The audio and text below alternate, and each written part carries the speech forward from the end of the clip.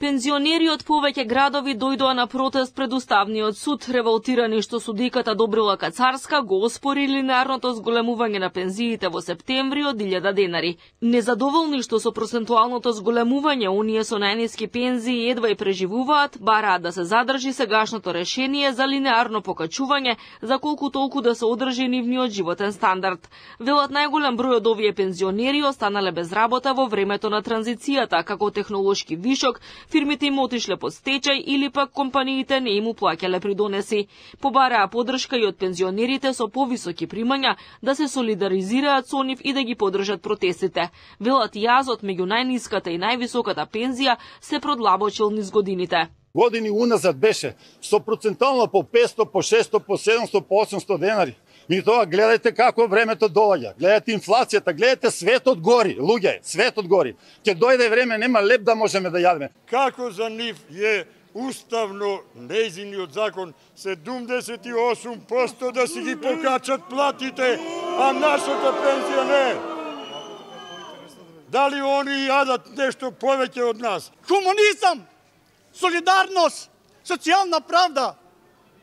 Пензионерите барат социјална правда. Пензионерот не може да преживее со 18.000 денари минимална пензија. Се прашуваме сите пензионери, зошто се случува ова меѓу нас?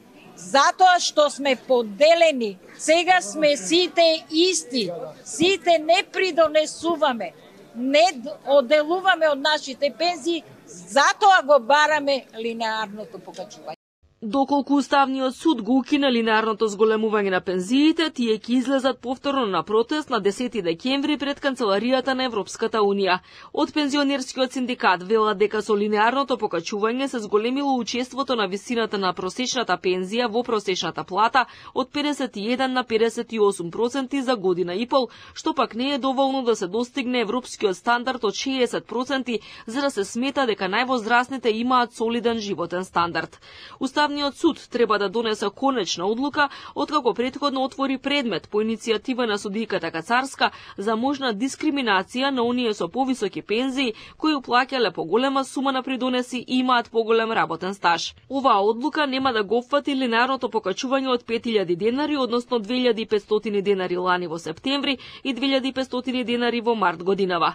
Мицкоски го оправдува ова решение како поправедно, додека лидерот на СРСМ Филипче смета дека 90% од пензионерите се оштетени, инаку би добиле од 1200 до 1500 денари плюс на своите сметки. Следното зголемување на пензиите е предвидено за во март до година од 1000 денари линеарно, пошто ќе се врати старата пресметка согласно швајцарскиот модел, покачување согласно растот на инфлацијата и просечната плата.